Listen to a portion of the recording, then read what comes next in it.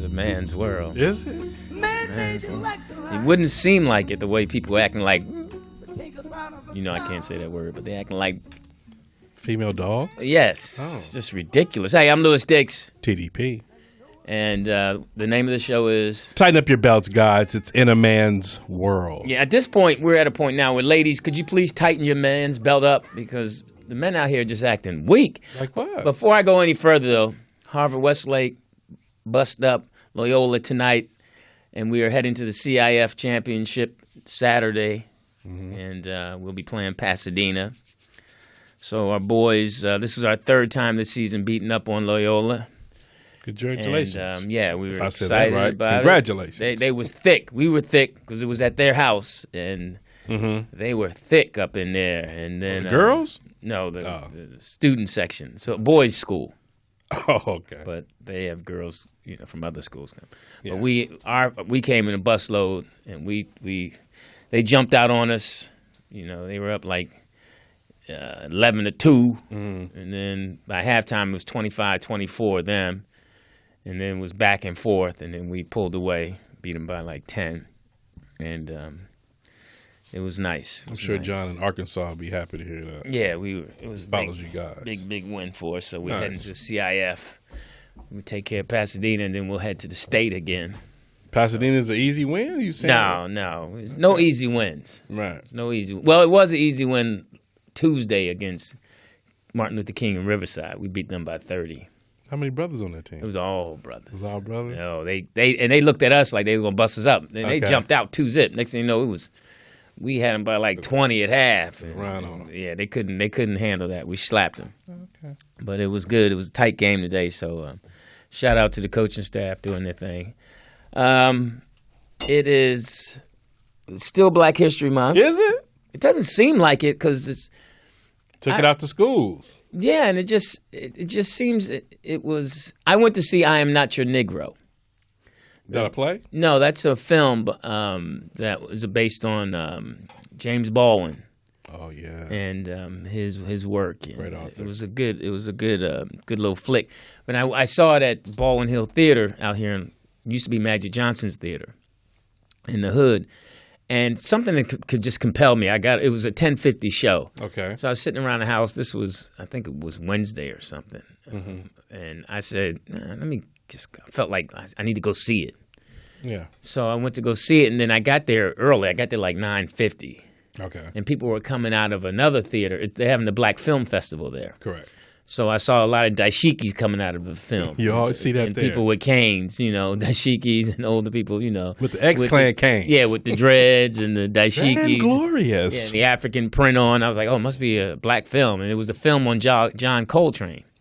So I was sad I missed that. But it was just, P. Coltrane. Yeah, it was just interesting seeing all those African Americans coming out and smelling like oil. And incense. Yeah, incense, oil, and all natural, brother. And a lot of women with bad hips. I don't know There's what a lot of that. Yeah, I mean, a lot of that at the film festival. Yeah, I guess there's a lot of sitting, and hips don't get as much circulation anymore. I don't understand. It's just we got to take better care of ourselves. Hip displacement. I mean, if that's Jeff always talks about headlines in health. Yeah. Yeah, but he hasn't been here, and I finally caught up with him. What happened? And I'll tell you about that later. Had lunch? No, he wanted to have breakfast. He sent me a text and said, breakfast. Well, first I talked to his cousin, Daryl, mate. So I talked to Daryl. It's like, hey, yo, heard from Jeff? And he was like, man, Jeff mad at you, man. Jeff talking about he want to put hands on you, man. He was upset. And I was like, what? I was like, well, he said, y'all been friends for a long time, man. Call and... and I was like, I don't understand what, people were saying that you was talking about him on the radio and all that. I was like, I talk about him when he's there. So I didn't understand that. So I was like, man, hey, I was just checking to see if he was okay. Right. And then I get a text from him saying breakfast, ? And then he called me and said, you want to have breakfast? And I'm like, I don't get up early. Okay. So I'm not I ate my breakfast at around 1. So I was like, all right, I'll hit you later. And I never called him back. And then a few days later, he called me today. And this is the update.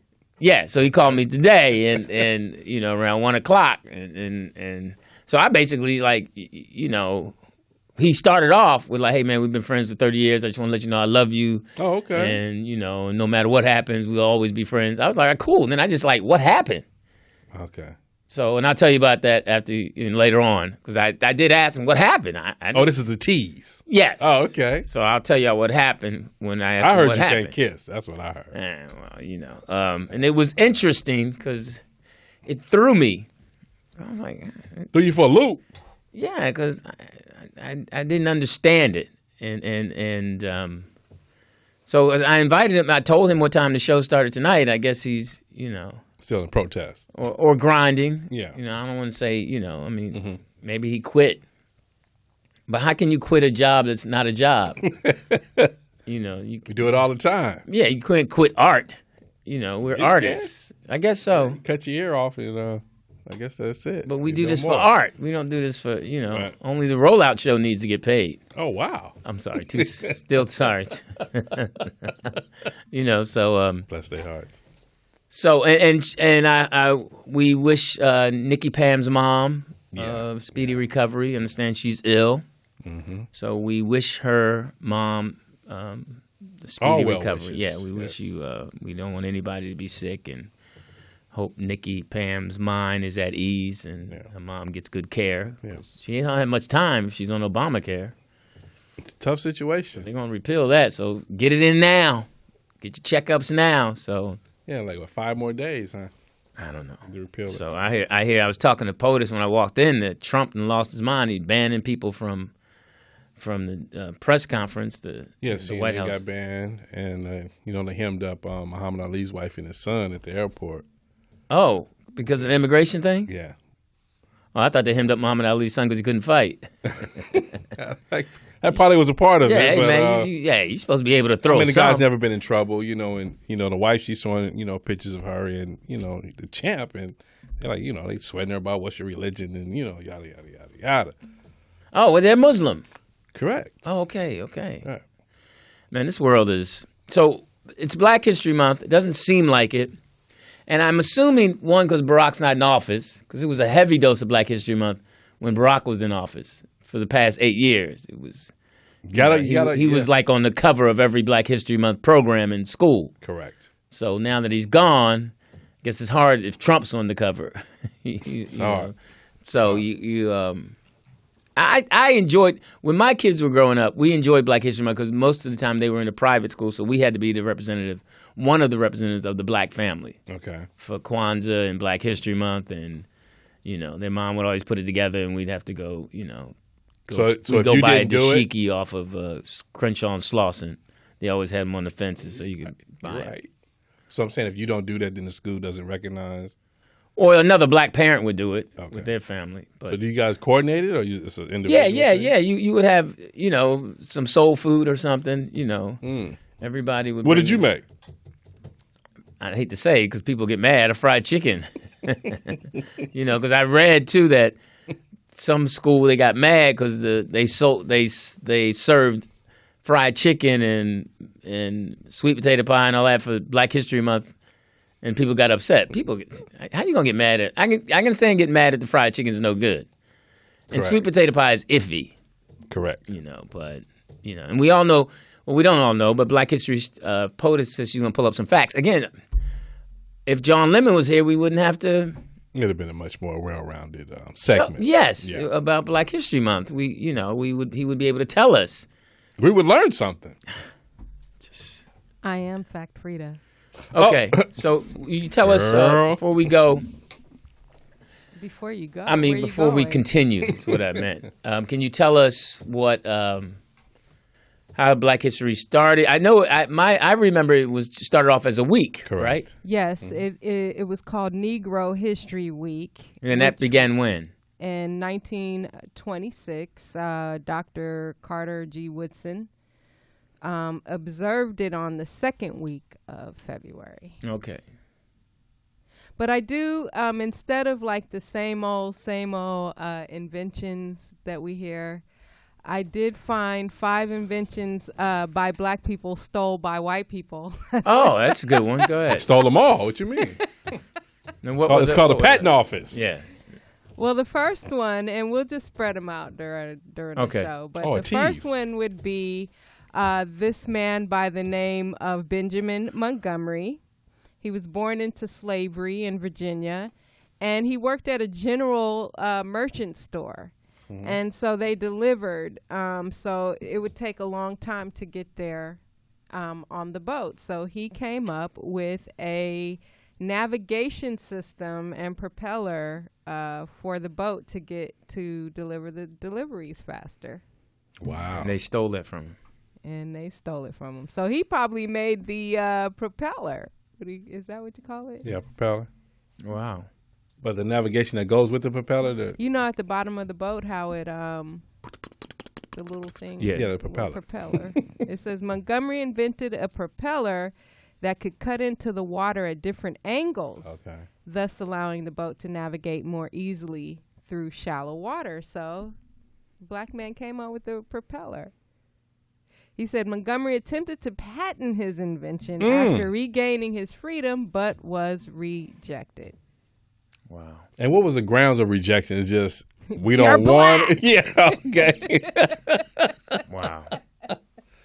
Yeah, I think you disqualified. We got let's see. It says the Patent Act of 1793 through 1836 barred enslaved Africans from obtaining patents because they were not considered citizens. Wow. And we can't get little boys to pull up their pants. Oh, wow. I'm just saying, it's just we got to, I mean, really, pants? That's what I'm saying. That's the irony of it, that a man that was a slave and then got freed can focus like that, and we can't get our kids to focus on presenting themselves a certain way at the right time. I'm sure there's a time to have your pants sagging. I don't know why that's there's way more stuff on the list than pants. You know what I mean? Well, that's all I could come up with right now. So that's very shallow of you. There's a lot of good dudes out there that just have their pants, a certain way. And then there's some. Well, that's why I said time and place. I get that. But shouldn't be at your grandmother's funeral with your pants sagging. She probably would have liked it like that. No, that's a time for a belt. Well, would we say that every generation had their act of rebellion? Do you think that? Of course. Yeah, but your pants. Okay, here's the thing. Sagging is, I understand, but when your pants is all the way off your behind, you've seen that. And then we hear that that's penitentiary culture. That's just too much. I understand the pants sagging a little bit. No, it's crazy. But when it's all the way off your behind, that's the problem. Up under your buttock? Yeah, that's just, yeah. That's took us. That's just nasty. That's nasty and trifling. I'm with you. That's just too much. You might as well not have them on. Now, would you dare to tell a young man to pull his pants up? Long as it's before 5 o'clock. I'm not telling anybody to pull their pants up after 6. Yeah. But before 5 p.m. and it's still daylight, yeah. But then you have guys who wear nice suits and bomb other countries. So where's the problem with the young brother with his pants down? He ain't hurt nobody. It's he's hurting in the sense of his image. That's a good point, Peter. Yeah, so nice what? Nobody ask you to be that deep now. We're gonna talk about it. Let's talk about it. Okay. That's a bad rap. You get to jump out, boys just jump out because you got your pants sagging. Like, really? Like, what? All right, I'd say not all the way off your behind, your buttocks, as she said. Yeah, I'm with you on that. Okay, that's what I'm saying. There should be a cutoff point. No, because I saw this one dude. He didn't have no belt, pants just off. He just held it with one finger. I was like, what's the point? And then they say, and then they have now the skinny jeans that are they sag with the skinny jeans. Yeah. It's just. I mean, they just don't have any. I was watching. Hill Harper has a show on. What is it? Anyway, it's What Really Happened. I think that's the name of the show. And they go back to these cases and whatever. He had on the tightest hip huggers. How old is Hill Harper? He's almost 50 because he was in school with Brock. Right. Yeah. I'm like, at what age? I don't know. He doesn't have any. Is there such thing as dress your age? Or because look, I still dress like a B-girl sometimes. Again, it's a time and place. But see, those guys. Yo, box. There's nobody saying, "Hey, man." Y'all wear my shell toes. Nobody's saying, "Hey, man." That's nobody's saying what you saying. Hey, Hill, that outfit's too tight. But is it fashion? No, it's too tight. Okay. Certain things you're just trying to be too cute. Is that what it is? Certain outfits are too cute. Too cute. And it's you got to have a boy who's like, yo, that's too cute. You got to have a too cute boy. Right. Say, yo, man, that's you have a too cute. That's not happening, man. Yeah, but these guys don't have that. Yeah, not nowadays, no. They don't have a guy to say, yo, you got guys that co-sign. Because now, especially in entertainment, they don't have an A&R person. And, an A&R person overlooked your whole, right. Your whole project, everything from the recording to your look. They even had, what did Motown have, those coaches where they train you to do interviews and all that? The etiquette coaches? Yeah, right. Etiquette and all, yeah. Yeah, but see, when I was growing up, they were just called your friends. Oh, okay. That was your friends, your boys. They just told you, or your parents or your uncles, somebody told you right from wrong. And chew with your mouth open. And don't wear pants that are too tight. And you look, but Hill Harper's cute. He's intelligent. Yeah. So certain people are so intelligent they're dumb. And nobody's like, yo, man, that's not. He don't have them kind of boys around him. So and he's not married. Is he? He's not married. No, he's not. And he wrote a relationship book. And one chapter said, "My pants too tight." Hey, listen. Okay, men. Calling on men, LD. We got to. It's getting to a point where it's, and this being Black History Month. I was telling the young boy this happened. One of our players who I drive home. He's one of our good players. Mm-hmm. His history teacher in the private school, they brought in these artifacts of weapons, guns and stuff. Yeah. And then the teacher told the kids, don't take a picture. How far back did the artifacts go? I guess in the 1800s, whatever. They was old guns. Don't take a picture of the guns. Don't put it on social media. Well, this fool does it. Takes a picture of the gun, puts it on, and gets suspended for not this game, the game before. Mm-hmm. And his mom's crying and all that. And I drive him home. The mom asked me to talk to him, as a black man, because dad, wasn't there and all that. So, I told him, I was like, it's certain things that don't mix in high school, especially a private white school with black men. And that's guns in the picture and sex with the white girls. Yeah. That's going to bring you down. That's one, too. That's going to bring you down. Mm-hmm. Do not feel like you're included in that you can get a pass on that. Correct. Because if the girl cries rape, it's going to mess with your reputation. I don't care if you didn't do anything wrong, if she co-signed, if it was good and all that. That's the problem. You got to stay away from them things. Correct. Those don't get that comfortable where you think you can do that. Mm-hmm. And basically, a lot of that's why historical black colleges are so important, and historically black men who can educate these young. And that's what we got. We were growing up. We got facts that we had to live by. It was put in our brain. Rules. Let's follow this rule because this could really hurt you. Not so much life or death. Sometimes, but more character. Right. Building. Yeah, life or death character, or how you're being perceived. Mm-hmm. And I think a lot of these young boys and girls aren't as concerned about how they're perceived because, one, they have a perception of themselves from social media. Yeah. Self-confident. Right. They already have this self-perceived way that they are a certain way. They're good-looking. They're it's a lot because the one thing I've noticed in social media and especially in the Facebook pictures. What you notice is that girls who take pictures from here up, they never show their full body, are usually big girls. That's what you've gathered? That's what I noticed. They're usually, if you find other pictures, you won't see full body pictures. If it's 2017, 2016, it's usually the neck up or the breast area up. It's a cam shot. And then 2010 and 9, you'll see the full shot because they were thinner. 2009 is when it changed. And no, I'm saying 2009, 2010, 2011 is or where, their throwback pictures. Right, or is when you'll see them. But now they're pretty girls. Yeah. But they're huge. Okay. And what's your feeling on guys that take selfies? I saw that and it's just not right. It's not right.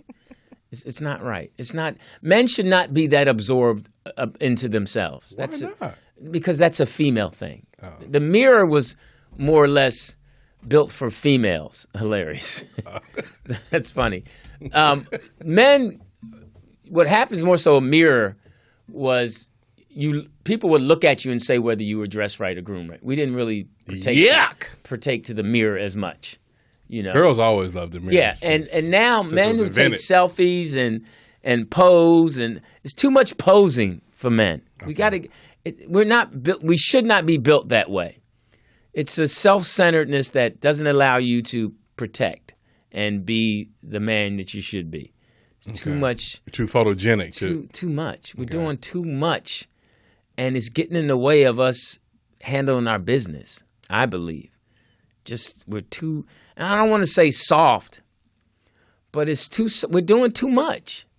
We're acting like women way too much. Well, it does come from like childhood. Like if you're around girls and you see girls doing stuff, and then as a boy you might do that, and then now when you get around your boys, then you do something like, what's wrong with you? Like, dude. Well, you don't hear that anymore. What's wrong with you? Yeah, because they're like, if you got 8 of them.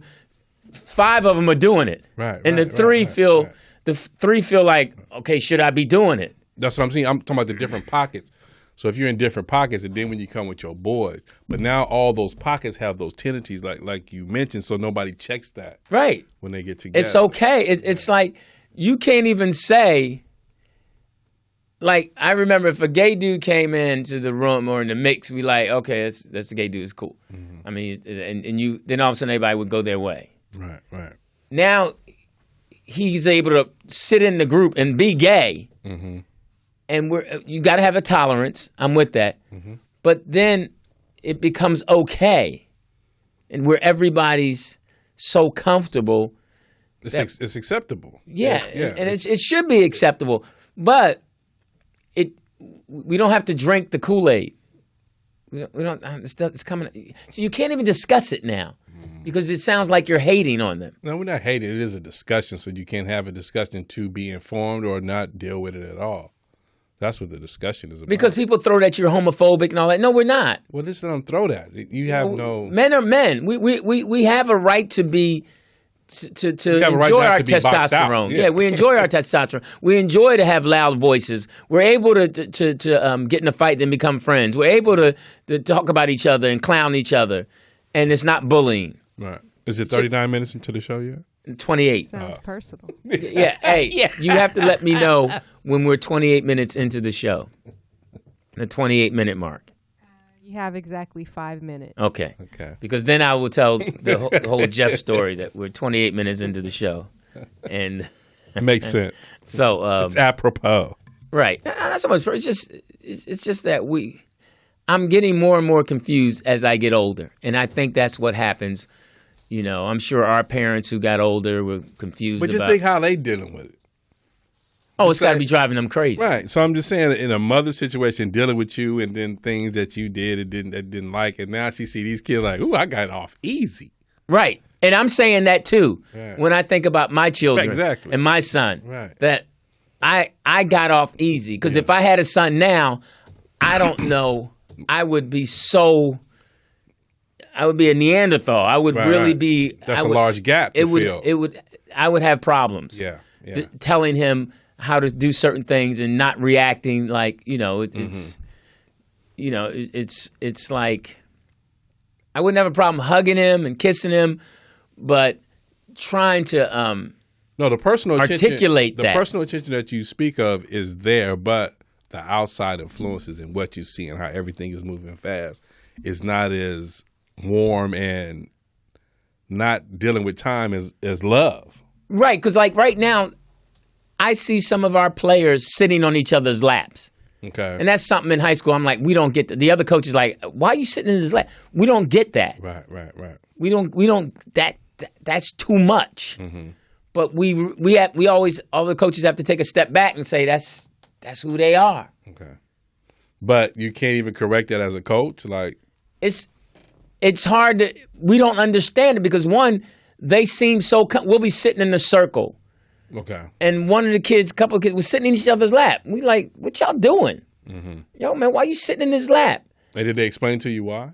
No, but they didn't move, and the other kids, So that's the norm. For them, when we were like, and then we told them that's something we would never do. And it still wasn't acknowledged by them that it's something wrong with it. And I guess there's not anything wrong with it. That's in our mind. Yeah, you didn't see that. So that's foreign to you. Like you telling them don't do that is foreign to them. It's foreign. It was nasty to us. Right. I get that part. But to them, that's what it is. It made us uncomfortable. But what I'm saying is if you say that, why do y'all do that? And then no other kid in that circle says, yeah, why do y'all do that? Then it's on one accord. They were giggling and it was like, are y'all comfortable? Okay. You like him that much? Yeah. Are they always together all the time? No, I mean, we teased them a little bit, Fortunately right now, stuff still stays within the team. Okay.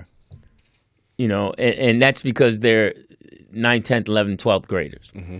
You can't do that with middle schoolers. Right. Because some middle schoolers are going to snitch. Correct. And tell their parents. Mm-hmm. And the reason I believe they tell their parents is not because they're so much uncomfortable, is they're trying to deflect from something that they did wrong. So they got to they got to say, well, coach said this, and then the parents are not tripping on them getting a bad grade. Right. And then the parents trip out like, you said this about my son. No, I didn't say that about your son. I was just talking about a situation that I didn't like the boys sitting on each other's lap. Yeah. And, of course, the mothers, what's wrong with that? Well, that's not what we do here. So these are the new mothers. The dads are scared because they just don't want to make the mothers mad. Right. They're just trying to keep their house, the less stress, the better. Correct. If I don't have to deal with, and I just can go to work and come home and just deal with what I know I got to deal with. Every day. With her. Without the extras. I ain't going to put no extra on her for to be, I ain't going to get into that. That's your problem, coach. Mm-hmm. She upset, and that's what my wife wants. Like now, mothers, are emotional, and they come talk to the coach, and you're like, okay, ma'am, this is not an emotional situation. Your son's not running hard enough. Mm-hmm. Your son's not good enough to play. So are they listening to that, or are they just because it's the parent. It's an emotion. It's emotion, and they know They know what they see. They see their son acting that way, and then listen. We're coming up on the 28-minute mark. Let me tell you what happened. 28 minutes of man. So, right. So, and our good friend Jeff, who we love. Jeff Arnold. John Lemon. Chicago. They have a few names for him in the chat room. Is it okay to share? Yeah, as long as, it's his, Left Arnold. Left Arnold. Gone Lemon. Gone Lemon. That's funny. Love you, Jeff. That is hilarious. Gone Lemon and Left Arnold. Okay, so hysterical. So I say what's up, and he starts off strong thing about, hey, I love you. My friend's been friends for 30 years, nothing to that. And I told you about the situation at the comedy club when I was. You wouldn't host. I wouldn't. I said I'm not going to host, and the comedy club owner. Now Jeff was standing there. Mm-hmm. And Memphis Will was coming, and I was like, why don't you let Memphis Will host? Okay. Because the audience was going to be young. Okay. And Jeff told me that bothered him. He said that. Mm. He said that was like a stab in the back. Mm. And I'm like, but you were standing right there. Okay. So I didn't. When he told me that, I'm like, okay. I felt something that night, but I just brushed it off because I thought you understood that it was. I wanted them to have a younger host. Mm-hmm. You're my age, but you felt I should have. And he said you should have suggested me. And he said because Enns has respect for you. And I was like, no, you're wrong, bro. Right, right. Well, he values your opinion. No, you're wrong. Yeah. He's a comedy club owner. Right. He don't respect me. He paying me the same $20 he paying anybody else. He don't respect me. Right. No. Mm-hmm. I don't. I'm not going to believe that. I've been in this game long enough to know that I know who respects me. Right. And it's not a comedy club owner. He's hustling. Pouring drinks. Right. He's he charge. If I ask him for some hot wings, he's going to charge me. Correct. Out your 20. Right. So if I got a drink, I got to pay for it. Out your 20. Yeah, he might respect Kevin Hart for being Kevin Hart because Kevin Hart is as famous. Right. Not me. Mm-hmm. So I'm not going to believe that so I was like, no, man, that's not true. He don't respect me. We talk. But you stabbed him in the back, though. No, I felt I didn't because if in standing there and I say, hey, you should let Memphis Will host, then you should jump right in and say, no, man, let me host. That's what a Chicago dude would have did. And I would have said, oh, yeah, man, well, Jeff want to host. But as you stood there silently. You didn't give me nothing to co-sign. Right, but you felt I should have it wasn't about you. It was about them having a younger host. Right. So I didn't look at you as a younger host. Okay. I looked at you as a host my age. Okay. So I didn't, I thought they needed a different energy. So you were telling him that his energy wouldn't work because he's not funny? No, that just didn't dawn on me. Is that what he read from you? I guess, but my thing was, it was plain that I said, hey, you need to have somebody younger because it's a younger audience. The 8 o'clock audience was better for me because they are older. This audience wants to hear whatever they want to hear, right. And I'm not going to give that to them. That's not who I am. Okay. So, but you felt that bothered you. You didn't say anything. And we've been friends for 30 years. I thought you would have said, yo, man, why ain't you ask me? And I would have said, hey, man, my fault. Hey, and Jeff want to host. Right, I wasn't thinking that way. My fault. Mm-hmm. I wonder, does Oprah and Gail go through this? And like I told him, we not famous. Right. We hustling. Right. So then I said, so I'm like, well, man, no, you're wrong, man. That's not, Then he says, well, man, then later that week on the show, 28 minutes into the show. You talked about him. He said, you talked about me and said that we pretended to make you think that you were part of this show. We pretended. Yeah, or we made you believe that you were a part of this show and important. Okay. And I'm like. I think we said that on the show. Yeah, and I was like, Jeff, we said it 28 minutes into it now. Okay. I said, Jeff, I would have said that if you were sitting right there. Right. I said, now I'm starting to laugh. I'm like, really? Right, this is funny. Really, Jeff? I said, Jeff, we talk about each other all the time. Well, man, it's an audience listening. The audience can just react. Yeah. Okay, Jeff, it's 17 people listening. And they all like him now. It's internet radio. But they all like him. And I said, we tell them, we kind of lead them to what to think. Mm-hmm. We're in charge of this. So what we say makes them think and say whatever. You're believing their hype. You're going there. Oh, so you went from a personality to a fan. Well, no, that he was that. And I'm like, Jeff, we're not famous. You're acting like I'm hurting your brand. You are. We don't have a brand. This is the Man Show. This is the internet radio show. We're at Morris Media, and they're losing shows left and right. I mean, the Rollout shows left the show. They don't have a flagship show. I mean, people are quitting the station left and right. Really? No, really? I'm just saying.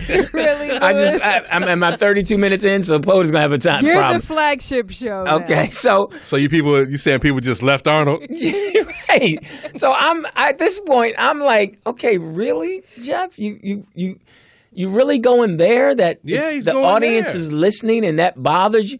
So okay, hold on. People like him now. Okay. They asking me about him. And I said, and I'm like saying to myself, okay, Jeff, if we really didn't think you were funny and didn't be a part of the show, why would we have you on every week? We're creating this character. You're a part of us. It's only 3 of us. That was the beginning joke in the first place, is that. Because he never made you laugh. And I even say that I'm the star of the show. You two are just helping. Right. You give news. It's Lewis Dix and them. I don't need you. That's what I remember. Right. Oh, you're so humble, Teeter. And that's what I'm saying. It's like, and I've even told you this. Yeah. I don't really need you. Right. I just have you here because I have somebody to bounce off. What? No. The funniest thing was, and this was when Poetess was doing the pictures, and then she texted me the pictures, and then I text you, and then you text me back and said, you guys should be smaller. I should be bigger. Right. Right. So it's like, if you've known me for 30 years, I've always thought I was better than everybody. Yeah. It just goes without saying. Right. I'm the talent here. I've said that. Yeah. And now you're going to be sensitive 28 minutes into the show. You didn't even let me get 48 minutes into the show, 28 minutes into the show. Then you take it personal, and then you stop coming. Why would he not take it personal? Why would he not? It's comedy. Oh. And he said something. I could get upset at some of the things he said about me, But this is what men do. Do men go through like a menopause, but like a man version? He knows the name. Yeah, it's an andropause. Do you guys go through a hormone type? Yeah, it's called andropause. Right, but then also artists. The technical name. The thing you go through as an artist when you start off, you want to be famous, and you get in this business that you're just as good as everyone else, and you're on your grind. Then some things good happen to you, and you might be on TV. Because Don Reed told me this, and I remember a long time ago. When we all both did the Robert Townsend special, he said, man, after your special airs, there's going to be a bunch of people who recognize you and know you. Right. But don't let that go to your head. You still got to work on being funny. Mm-hmm. And I never forgot that, okay, yeah, people start saying your bit and your act and like, hey, man, I saw you on HBO. But you have to put that in perspective. Right. Okay, I still want to be Lewis Dix. Right. That's who I want to be. Mm-hmm. Now, wherever that takes me, it takes me. Then after I had my family, I wanted to be dad, right, and a decent husband. So that was important to me, right, that I was a good dad. Mm-hmm. Lewis Dix has to take a seat back because I want to be dad. Mm-hmm. And I told myself, after I'm dad and I complete that and go to college, then I'll work back on being Lewis Dix. And get skinny jeans. And I'll always maintain Lewis Dix. Sure. But keep in mind, this is just a hustle. And that's what I always say with my warm-up, it's my day job. Right. I'm not famous. I've made a living out of this. Mm-hmm. But you can't believe the hype. It depends what people's goals are when they get in this business. Like a lot of times people don't focus on their craft. They're more focused on being famous. Right. So people, I think, focus more on their craft and let it speak for themselves as opposed to look at me, and you're not really. Right. Now, it feels good to be noticed. And I'm not speaking on anybody in particular. I'm just saying I noticed that in this business, everybody wants to be seen, but they're not putting in the work. Right. Like Nikki Pam wants to be famous. She doesn't have any artistry. She's not an artist. She just wants to be famous. She's a guitar player. Is she a guitar player? Yeah. She doesn't play it enough. See, that's what I'm saying. If you're a guitar player, then you're here playing the guitar. Okay. When Prince died, she should have been playing Prince. That's a guitar player. Okay. Musicians play their instrument. Correct. Soul Train dancers dance. Mm-hmm. I'm a dancer. I know. I'm just joking. We love you, Nikki Pam, but we still got to hit you. But see, I was just confused that. That's funny. That you went there. That when he said the listeners said you really stuck on the list, homie. You're really saying like them now. You're really saying to me. Someone who we knew Robin Harris, we knew his grind, we knew how he kept it humble. Right. That's where you're going? That made you not come here to do your art? Right. You refused to be an artist because your 17 listeners heard us crack on you, and that bothered you. But they like him now, so it's a different esteem. Well, he hasn't been on Marv's show either, so maybe, he's, I don't know. Maybe he left with the Rollout show. Maybe they gave him a better deal. Maybe he's on the road with them to Vegas tonight. Maybe that's why. Hey, listen, I'm Lewis Dix. TDP. And this is, what's the name Shout of the out to Jeff Arnold. Tighten up your belts. Left as much as I couldn't stand Arnold. you. Left Arnold. John. As much as I couldn't stand Jeff in the beginning, I did grow to like him. Yeah, Jeff is what funny, man. He's just funny. We hope he comes back. He gets over whatever he's. I don't. Now, what time did I say that? Yeah, how many minutes in did he say that? It's 10:14 and we're going to go to break. All right, we'll be right back.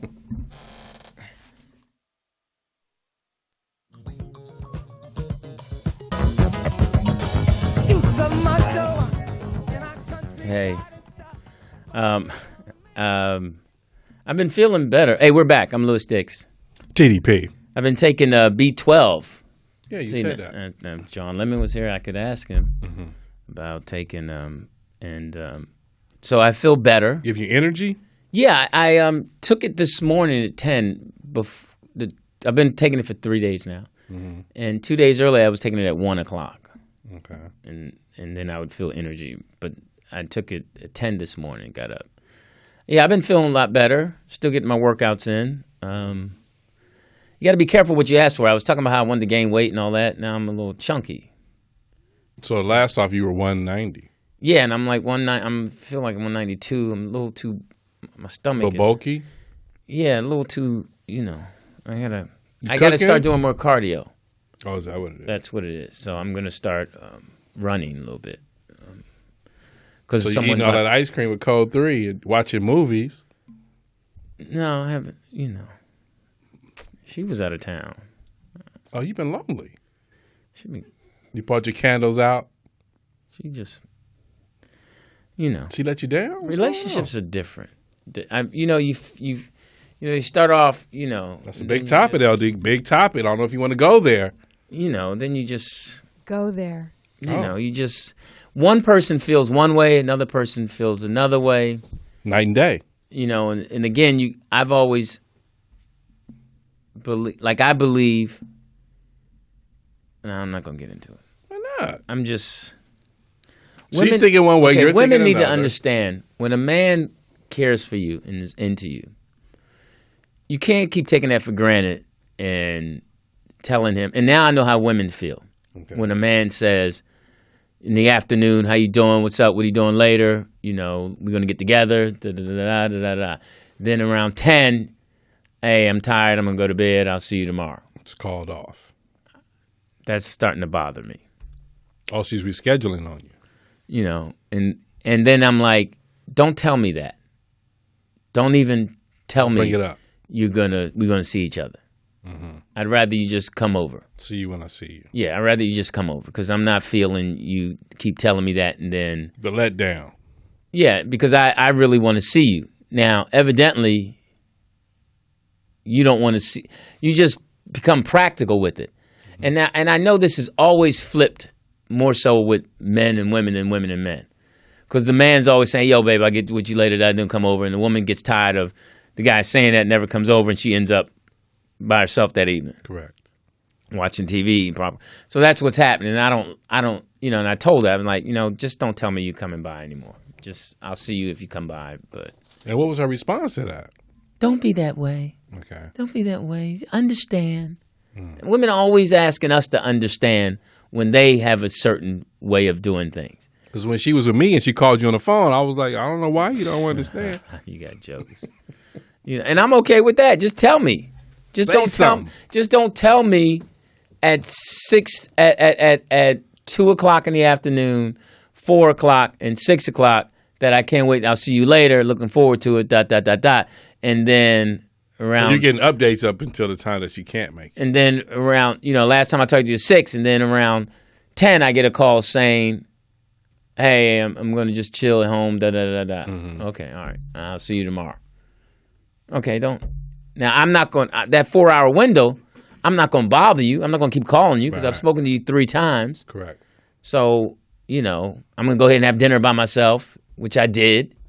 I went and sat down and had dinner. I went to Twin Dragon. That's some Chinese food.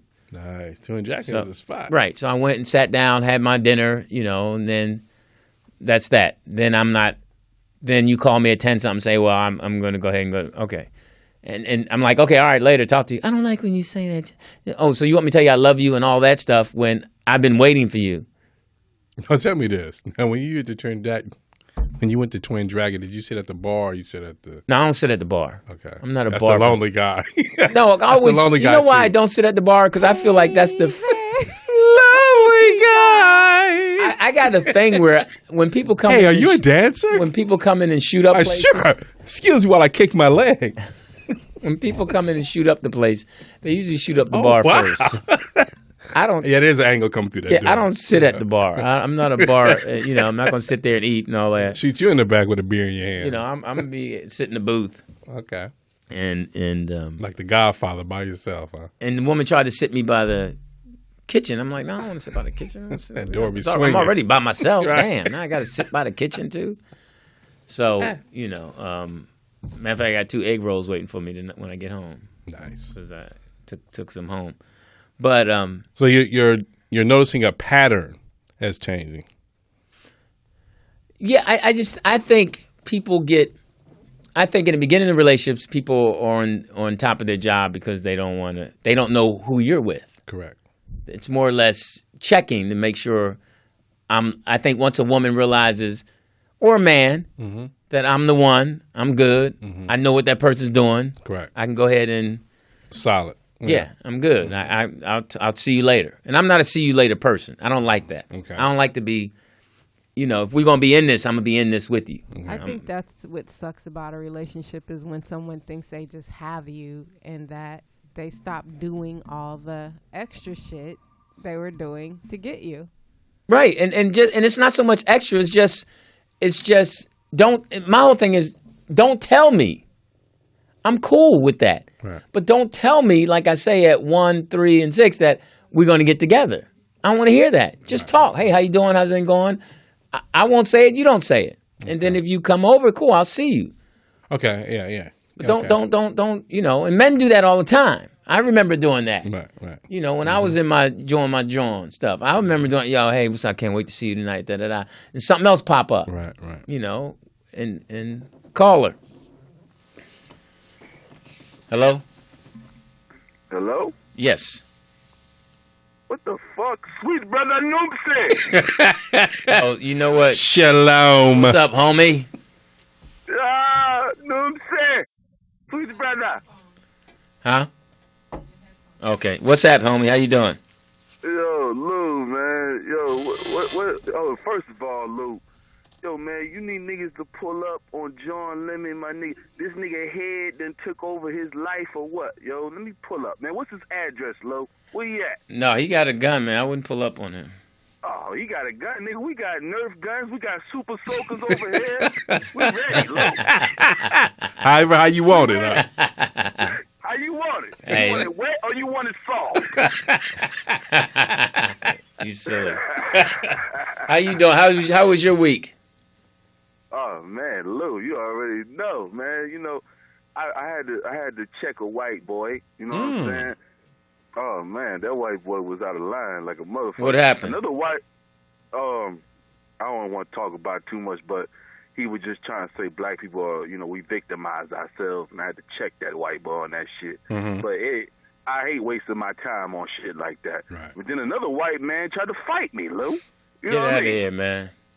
Yeah, he tried to fight me. He pulled up on me like, I heard you called me a pussy. Well, I'm not pussy. I'm right here, man. What you want to do? You mean chocha. Well, that's what he said. He said pussy. No, I can handle that in that context. Yeah. I can handle it. He's describing a situation. Yeah. I said, look here, Ed.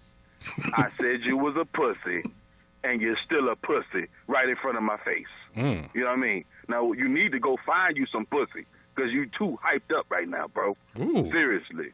But that's just motherfucking shit niggas got to go through sometimes, Lou. That ain't shit, my nigga. What's really popping right now is what's going on with you in Code 3, Lou? I mean, what the fuck, Lou? Go, tell me about this shit. No, everything is good. Your voice is cracking. It don't sound like it. It sound like Peter finna move in over there.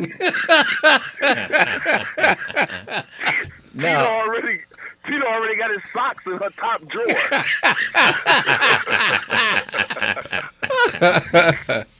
No, it's just, that's just, I'm feeling a certain way, just. Lou, man, let me ask you a question, Lou, from brother to brother. Mm-hmm. You know what I mean? Is Code 3, she's in law enforcement, right? Right. So she has some type of certain authoritarian type of personality, right? Right. All right. I don't know what you're doing day to day, Lou. I don't know how you commencing your relationship with Code 3, but if she has an authoritarian element in her personality, Lou, you got to give her some fucking adventure. I mean, any woman, from my experience in life, any woman who takes the position of a probation officer, a cop, a lawyer, a business entrepreneur, these women are adventurous. You know what I'm saying? They need a man to be adventurous above them. They need a man to show them, look, bitch, I'm going to be more adventurous than what the fuck you got going on, and I'm going to adventurize that pussy, that chocha with this penis. You know what I mean? You feel me? Yeah, I feel you. So I don't know what you're doing. I'm not bashing. I'm not knocking you, Lou, because I'm telling you, I don't know what you're doing. But whatever you're doing, You need to assess yourself and say, how do I crank up some adventure? Because authoritarian women or women who like to be bosses or in law enforcement, I'm telling you, Lou, they need a hyper masculine man to like show them some different shit. You know what I mean? Good point. Good point. I'll make sure I get her a brochure. She's tired of riding your merry-go-round. She wants the roller coaster. Exactly. She wants the rocket ship, Lou. Yeah. Okay. You got to take her there. Mars. Yeah. You fucking, how many times she done see your ass light candles with the bathtub, Lou? How many times? Well, she says she likes the candles. With your wrinkled balls. Yes, Lou. Get some ball surgery. Lou, how old are you, Lou? Let me see. How old are you? Jesus is, Hollow be thy name. Yeah. You went to school with Joseph or Joshua? Lou. Yeah. Lou, when y'all first got free off the plantations and shit, Lou, did you not know that you was going to have to motherfucking learn women? I'm working on it. Okay, good point. No. Lou, let me tell you, Lou, whatever women say or whatever they show you that they are comfortable with, you know goddamn well, Lou, you old enough to know that you got to evolve that shit, man. You can't stay consistent, man, unless you willing to motherfucking say, look, I'm me. This is who I am. This is my dick power. Like it or leave it alone, bitch. Fuck you. I'm out. You know what I'm saying? And that's if you what that she type did. of nigga, exactly. If you that type of nigga, Lou, then say, fuck it, bitch. I like candles, and I like bathtubs, and I like Luther Vandross, and this is who I am. You know what I'm saying? Right, I hear you. But if you really love Code 3 and you want to keep in your life, Lou, and a woman is created to bring a man change in his own life, then you need to assess yourself and say, maybe I need to step up and be more adventurous and do things spontaneously and show her that I can evolve. You know what I mean? Well, I appreciate it. Sounds like some good advice. That's great advice. Oh, God. Tito, what's wrong with this nigga, man? That's foreign to him. That's foreign. He has to let that, that has to settle. I got you. I'm hearing you. I'm gonna assess myself and I'll let you. Don't hear me, Lou. Lou, don't hear me. Activate. Feel me. Right. You know what I'm saying? I feel you, and I'll let you know how it works next week. I'll put it into action and let you know if things got better. Don't do it now, Lou. You got to marinate shit, Lou. You got to. We in February 24, Lou. Come out with March, April or some shit, Lou. You know what I'm saying? You got to let shit marinate, assess shit, process shit, read her, tap into her subconscious, and then just let. Women are about time, Lou. Women are about time. You see what I'm saying? Don't do shit. Don't rush nothing. Just be patient, and then just blow her mind. You know what I'm saying? Good luck with that. All right, I'll put that in. I'll put that in action. That's you great advice. You ain't gonna do shit, Lou. You ain't gonna do shit. You ain't. I don't know why the fuck I'm talking on the phone with you, Lou. I should be sharing this shit with a nigga who really love his woman. You know what I'm saying? Aw. Anyway.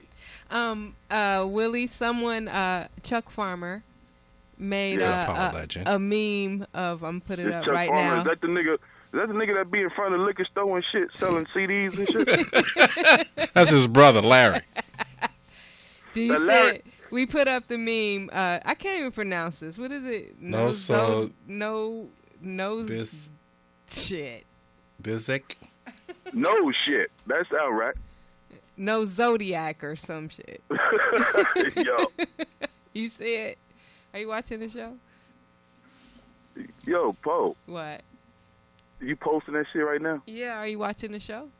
Hell no, I'm not watching the show. I'm on a cell phone. I got shit to do. How do you? Oh, so you're listening from the hell phone?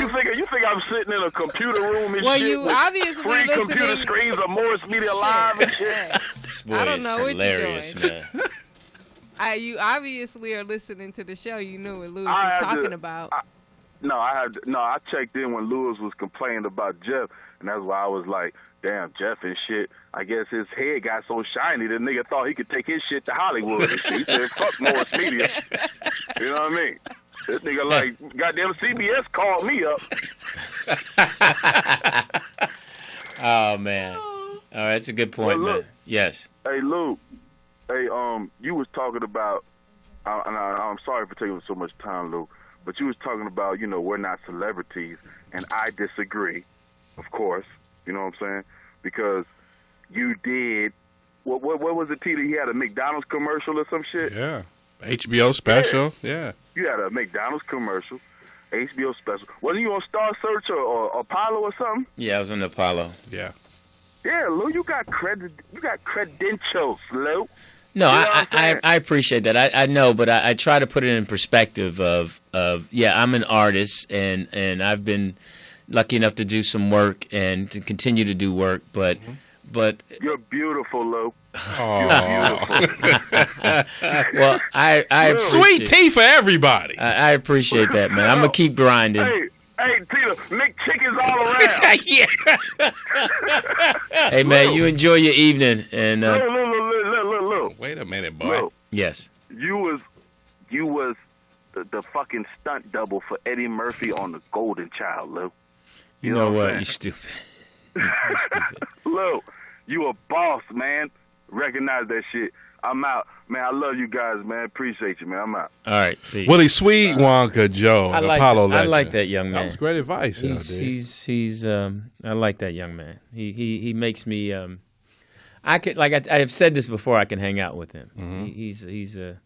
He seems genuine. He seems like a down to earth brother, and I get a feeling that he's a good person. Oh, there's the thespian walking in. Hello, gentlemen. The other Jeff Brown.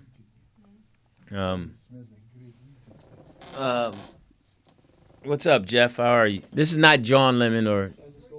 Let's take a break so we can reset the mood. Are you sure? Yeah. We'll be right back. I like how she just say it. Brown skin, you know I I'm telling that myself, but that's. I couldn't believe it. Hey, Dad, I'm on the air. Oh, shit. Whatever you're doing, don't do it. It's your headphones with the ask. Jesus Christ. Hello. Hey, we're back. I'm sorry. That was my dad calling me, and I hadn't been picking up his call. Mr. Diggs. Hey, welcome to the show, Jeff Brown. Yes. The Jeff Brown. Yeah. The Jeff Brown, not Jeff Arnold. Brown. Yeah. This is dude. I was filling Jeff in with what happened with Jeff. But before we do that, we wait till she gets her music because we have sports. Sports with Felicia. Are you ready Morris. for your sports? Hang on.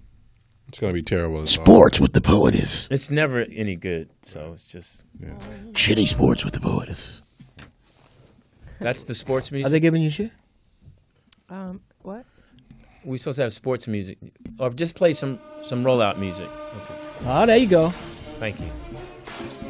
Ladies and gentlemen, lend me your ears. Jeff Arnold, you just gonna break up with Lewis Dix like that?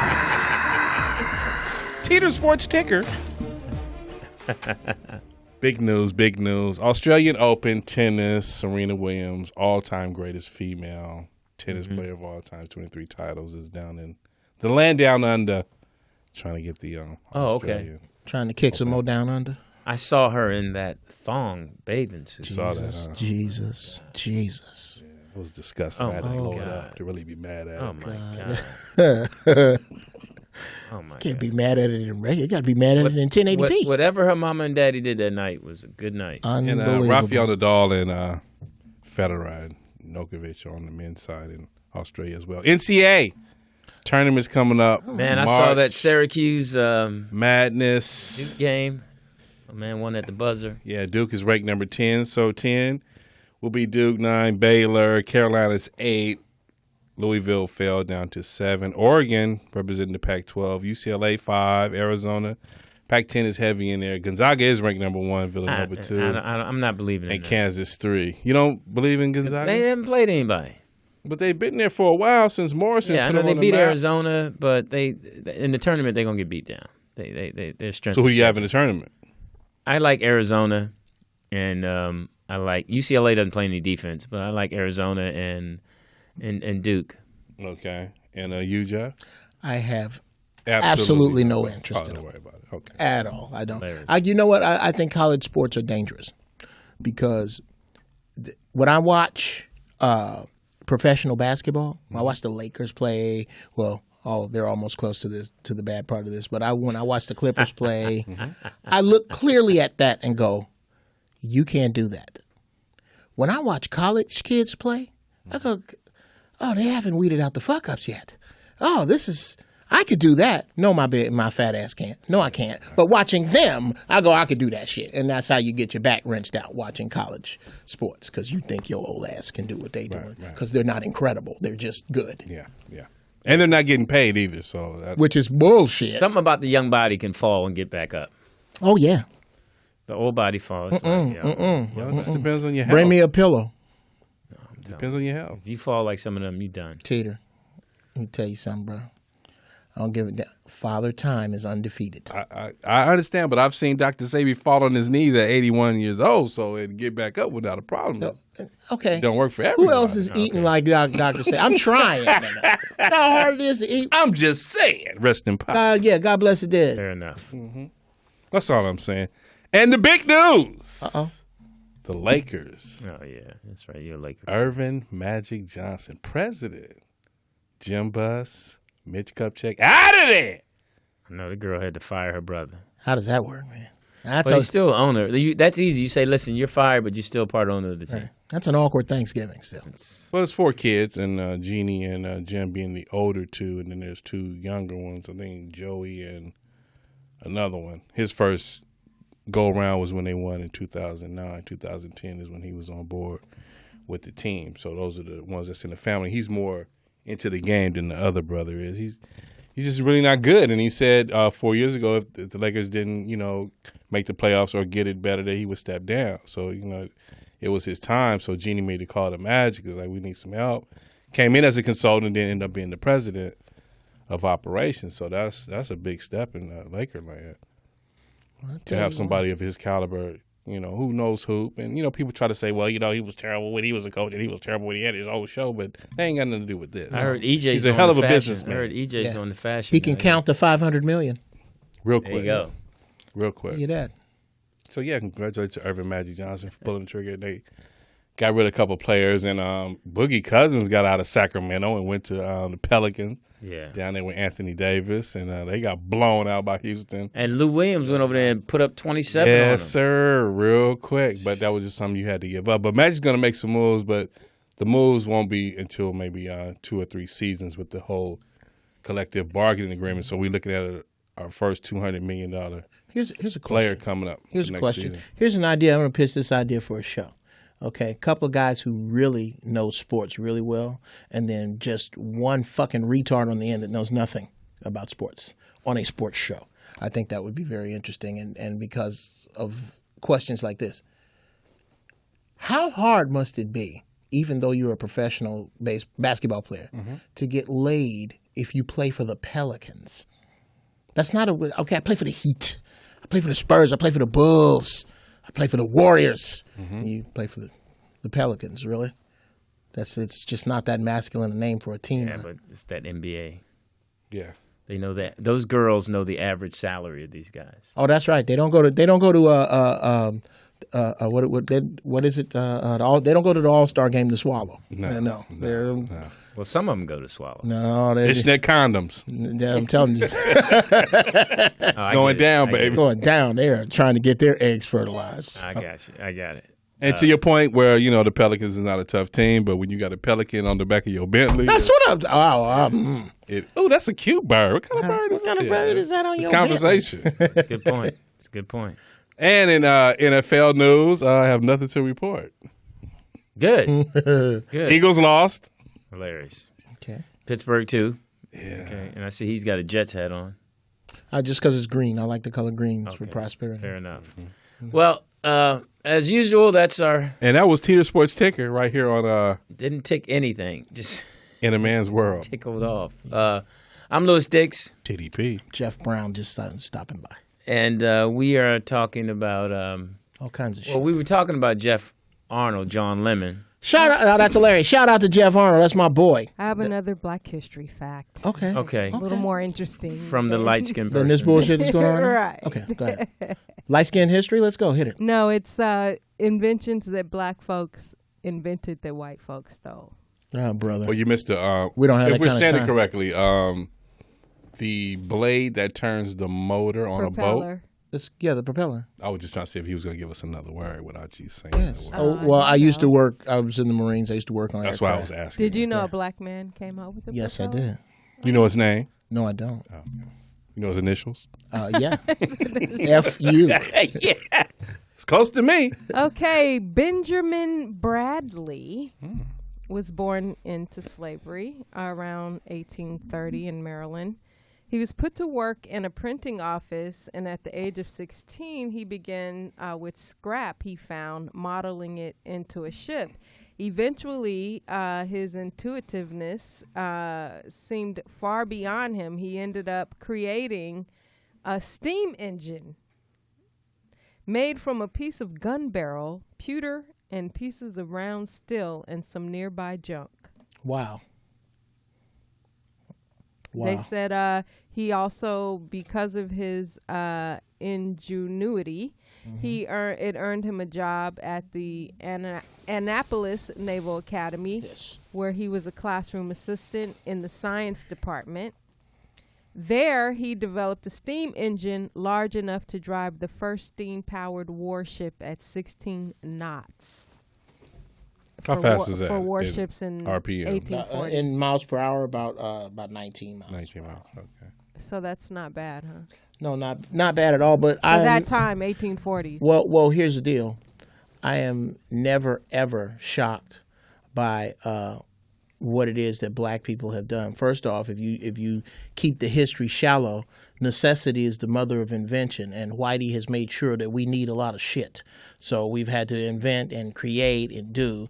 But if you go way back in history, all science, all mathematics, all medicine, washing your ass, soap, actually there are records of electricity and flight that go back to Africa. University of Lexar. Yes. Then the University of Timbuktu. My man.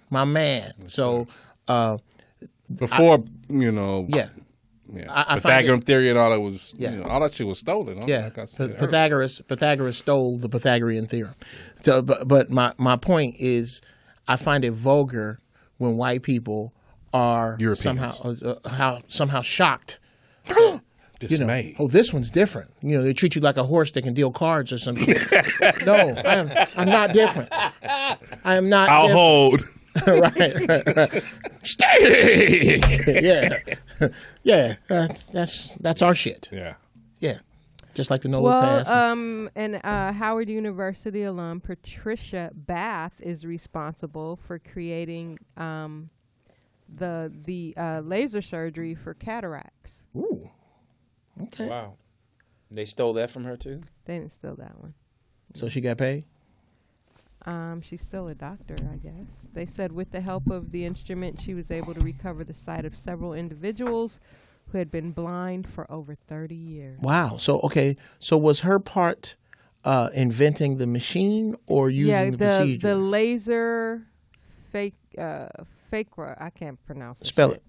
Laser facro probe. You're right. You can't say it. Laser facropo. Can you post it on the? There you go. Teeter said it. It sounds a lot like a laser fuck you probe, which I have in my backyard. Black person also mother-in-law comes over. Came up with the touch tone phone. Who did? Black folks. Really? Yeah, we put some music in that Shirley Ann shit. Jackson. Shirley? Made several telecommunications breakthroughs while employed with Bell Laboratories. I'm tired of breaking my nails on this wheel thing. I was thinking the Her same scientific discoveries led to the touch tone phone, caller ID, and call waiting. Yep, but black women would. I need to know which one of these niggas is calling here. And every sister had them in their house. Right? Hell yeah. That's interesting because that's what Jeff always says that about how a black woman or woman started that. Yeah. With the caller ID. Hell yeah. Yeah. Yeah, women. Black women. Shirley Ann Jackson. Yeah. And she was also the first black woman to graduate with a PhD from MIT. All right, go ahead, Shirley. And named Shirley, too. Good old ghetto down south. And we all know that former NASA engineer created the Super Soaker, Lonnie Johnson. Yeah, he did. Over 200 million in sales when it first came out. Yeah, that brother's paid. This is an interesting one. 3D special effects. Computer graphics designer Mark Hanna co-founded Silicon Graphics. His computer programs were instrumental in the creation of special effects for films like Jurassic Park, Aladdin, and Beauty and the Beast. Okay, question. Because he is up north, Northern California, and he is in that profession. When you say he's black, do you mean Charlie Murphy and Dave Chappelle black or Key and Peele black? Well, I don't know what he looks like. Key and Peele. He's probably Key and Peele. Speaking of Key and Peele, I hear that Peele has a great movie. That movie is dope. Scary movie. Yes. Yeah. I was supposed to go to the screening the other night, but I had to work. But everybody says that movie was fantastic. Dope. Get Out is the name of it? Yes, it's dope. And shout out to Key and Peele. I dig them brothers. I'm just saying, I'm not going to ignore the fact that they are more on one side of the black fence than the other side. Yeah. Everybody try to ignore the elephant in the room. No, they good though. But they good. They funny. They're fucking funny. I'm trying to find a picture of Mark Hanna to see if he's... See what you can get from the picture if he has a socially acceptable afro and no mustache? He looks like Foster... Not Foster, but what's the older one? Leon? Leon Silvers, almost. Oh, okay. He's light-skinned beard. Light skin with a beard. Okay, is it a big old granola eating beard or? I am just trying to indict this brother just for. Oh, he might be all right. Kind of got a James Ingram thing look going. Yeah, I'm gonna be there. Yeah, 100 ways. He tried them all and he came out with the fucking 3D. Yeah. Yeah. Well, he did the dang thing. Okay. Also, refrigerated trucks came from. Oh yeah. A black man. Frederick McKinley. Frederick Jones. McKinley. He sounds dark-skinned. Frederick McKinley, yeah. McKinley Jones, Frederick Jones, he sounds dark-skinned. Yeah, because then when you had to bring your stuff to market, they let the Europeans go first and all the brothers had to wait. So their stuff was spoiled and then we get... Right. We like, goddamn, we got the freedom. We got to figure out how to keep this shit cold. These white boys. It's a trip how I'm looking these names up to see their faces, and I'll put... I guess they know that I'm looking at all these black inventors. I put F, and it automatically brought up Fred's name. It's all it's the algorithms. The algorithms are pointing toward the devil. Now Fred looks like a white man. You know what? We should play. Pass. Here's a game. Let's play light skin or dark skin. Right. You tell us a story about somebody black, and we tell you whether they light skin or dark skin. It's a good one. Okay, let me find some more. I'm a writer. I don't know if you knew that. Yeah. I've heard. That was light skin. Right. Yeah. That's light skin. Because you're admiring. That's a light skin response. I don't hear that. You don't hear dark skinned people say a lot. That reminds me of a friend of mine who has this joke that I can't remember the joke, but it goes, "Hello, dependable dark skinned person." Oh my God. I just love that joke when I first started out. Dark skinned people say, huh? Yeah. Light skin people like, Yeah, y'all lining your bullshit up in your heads is what you're doing. Okay, so Lewis Latimer, he invented the carbon filament for the light bulb. Okay. Dark skin. Lewis Latimer. Benjamin Franklin's. That sounds like one of the scientists. Floaters. Take my hand. Hold on, I'm gonna come with me, baby, to Loveland. Let me show you how sweet it can be. Just loving me. I want you to. I'm waiting for the float on, girl. Float on. Oh, you know your part. Yeah, he know his part. This nigga is Larry. Larry. He's an Aquarius. Okay. He said, I like a woman that likes everything and everybody. That's a hoe, ain't it? No, that's an orgy. This bitch likes everything and everybody? It was a different time. Okay. All right. My bad. Lewis I'm talking about somebody's grandmama. You looking at this? Oh, hold on. I'm sorry, you guys. Let me put this on. Lewis Latimer. I don't. Who the fuck is Lewis Latimer? Oh, there he is. Okay. Okay. All right. You look like the lead guitar player that don't take no shit from no bitches. From the jazz band. Yes. Hey, my name is Lewis. I don't take no shit off no bitches. I said, put this picture back up. Put this picture back up. All right. I want the dancers on the bus at 3 o'clock. I don't want to hear no shit. And where the fuck is my barber? My hairline is suffering. My hairline is suffering. God bless the dead. He looks smart, though. He does. He looks very smart. Is this the glasses? Is that why you said that? No, he just looks really focused. No, his eyes, like how far apart they are from one another. Piercing. Yeah.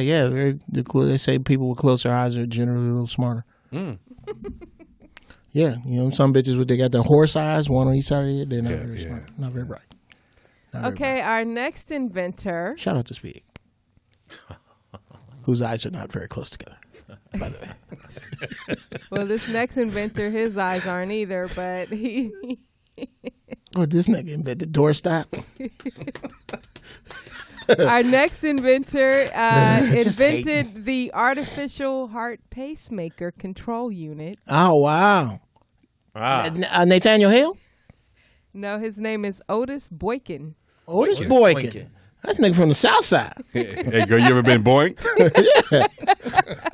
And he looks very serious. Where the hell is Otis? I'm out in the garage working on this heart valve, Frida. Now bring me some goddamn pork rinds and shut the hell up. Who drank all my goddamn Michelob? I'm working on a heart. Shit. You think his wife gave him hell like that? Oh, my God. Hey, you ain't finna put that in nobody hard, Boykin. You need to come on up here and go to bed before the gout set in on you. It's a rich man disease. No, it ain't, nigga. I know plenty of broke niggas with gout. That's a lowercase G. Yeah. And they all had some pig feet. Oh yeah. Oh, yeah. How the pig feet to do it. Niggas love laying hands on problems that didn't have nothing to do with nothing else but what you ate right after you said grace. You niggas is, for those of you who are watching the show that have relatives who have had a recent stroke or a recent heart attack, all that laying hands on and believing the Lord for a miracle around the bed is futile. Because God only blesses you and covers you to the end of your ignorance. Okay? Everybody knows pork is bad. Everybody knows you're not supposed to smoke cigarettes. Everybody knows NutraSweet is bad. Everybody knows that you ain't supposed to have macaroni and cheese 4 days a fucking week. If that's what you're doing, and yes, a salad is cheaper than pig's feet. If that's what you're doing, go on and do it. But don't say you didn't know. That is not, when you stand around praying, that is not life or death. That is life and death. That person in the bed is dying exactly the same fucking way they lived. And I know that sounds a little harsh, but it's the fucking truth. That's reality. That's what's up. All right. One more inventor before we get back into your topic. Henry Brown. Hey, my uncle. Henry Brown. Modern day fireproof safe. Henry Brown patented. That nigga was hiding some shit from his wife. Receptacle for storing and preserving papers. Be damned if that bitch gonna be able to get in here, burning shit up. Stephanie is out of her fucking mind. I mean, yeah, bitch, there's some shit in here. Now burn that up. Go. Light the shit on fire, Stephanie. Light it on fire with your violent ass. I need a tester, huh? Okay, so we're supposed to say, is he darker or? Safe, brother. Safe. A safe. I'm gonna go caramel. I'm gonna have to go. I'm gonna have to go with pralines and cream right in there. A little bit darker. Lewis? Dark skin. Oh yes. All right. That's dark skin. Lewis won. Yeah, Lewis won. Yes. No. I'm cheering for dark skin. I always cheer for dark skin, dude. Fuck that. Do you approve of his mustache, Lou? Hey, he's straight up. He looks like he could be in the Dix family. Yeah. Look like a relative. He's like Dudo Dix. Hey, Dudo. Yeah. Dudo. My name is Dudo Dix. I'm going to invent some shit and have all you bitches in line trying to have my babies. My name is Dante, but they call me Dudo.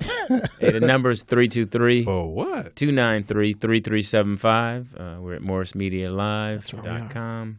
I'm Lewis Dix. TDP. And I'm Jeff Brown. And I don't know why.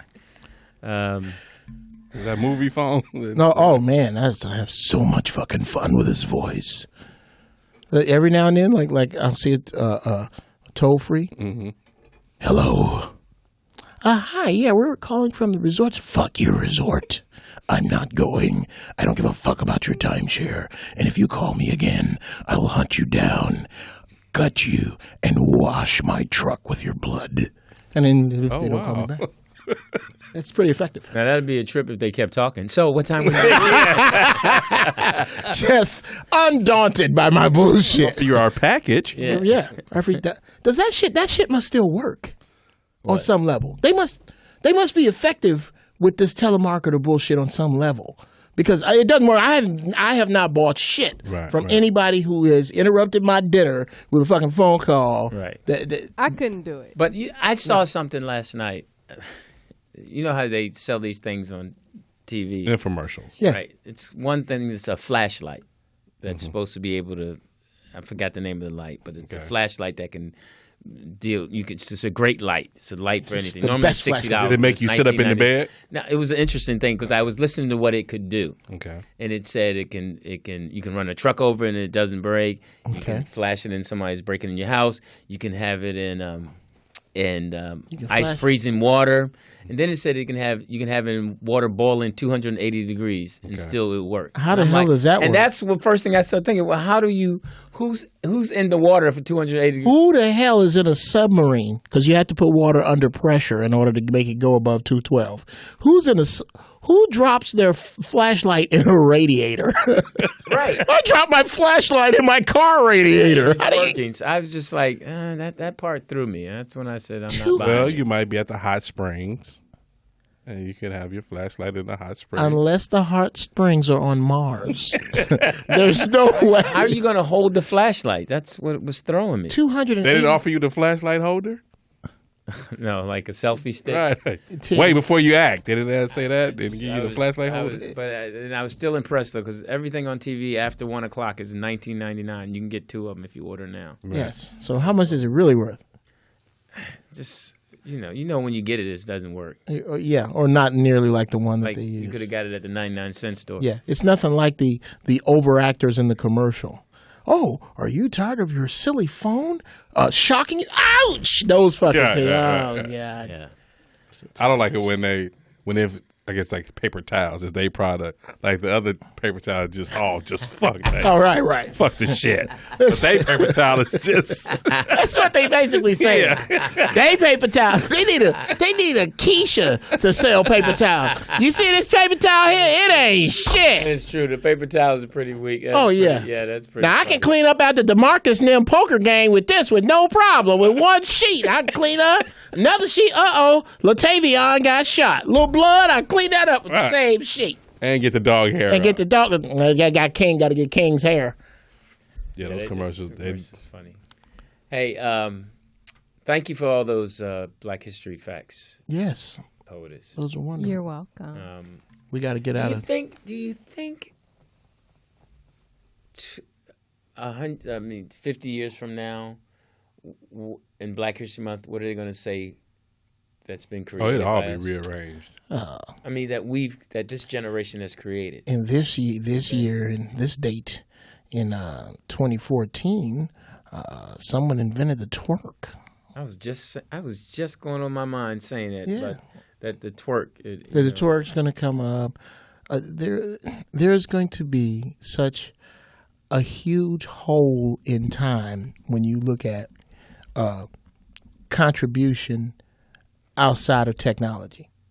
When you look at contribution outside of technology, art, music, they're going to have such big fucking holes because in the past, since hip-hop, there has been no other offering. But what else? What else has come after hip-hop?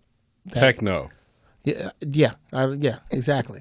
Which is an offshoot of trance, which is an offshoot of house. Mm-hmm. So yeah, there's going to be a big fucking hole that we're going to have to explain. Yeah, at some point.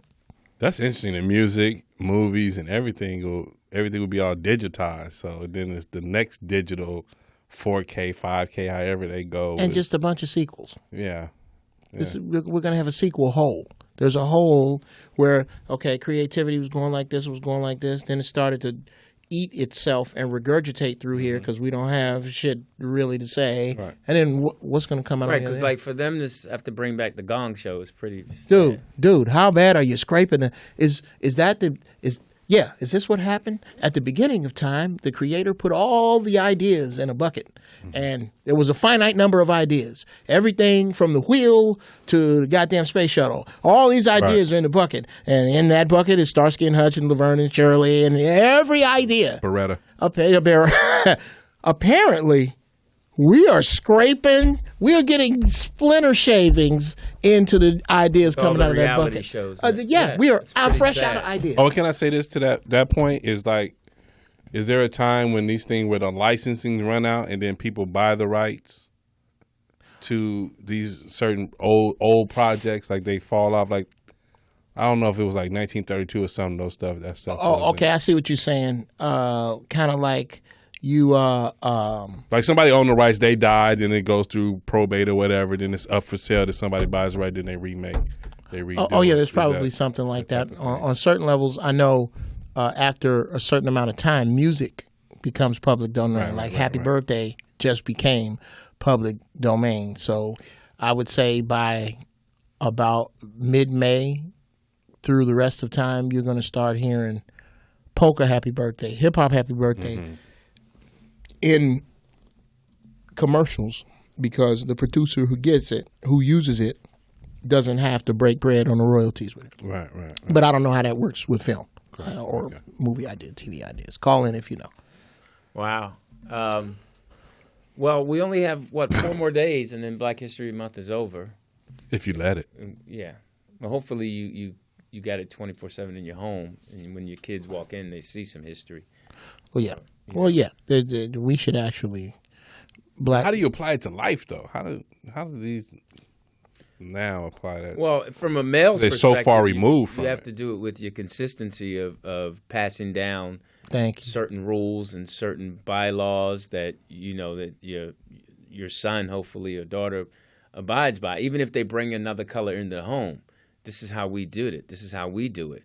I carry a handkerchief. So hopefully your son carries a handkerchief, or he knows how to tie a tie. He knows how to, open a door for his mom. He knows how to, cook a meal. He knows how to wash his clothes. I mean, basic fundamental things so you can just, survive. But to the point of the Black history, those dates, like the 1800s, and now we're out of the 1900s. I wanted to add that I think a lot of the new inventors will definitely be in technology. So when we look 30 years back or 50 years back, I think a lot of our stuff will be in the technical field. Oh yeah, well I'm a believer that we're getting a little help. From the in fact, I was just reading that this guy, Mark Dean. He used to work at IBM. He invented the first modern peripherals that enabled us to plug in speakers, disk drives, scanners, and printers into computers. Okay, yeah. Oh, brother? Brother, yeah. Cool. Light skin, dark skin? Light skin. Kind of brown skin. We have a call. Okay. Hey, caller. Yo, what's happening, Lou? I'm sorry, man. I had to call in one more time. Are you smoking? Yeah. It's joint night. What strain? What strain is it, brother? Oh, whatever the kids give me.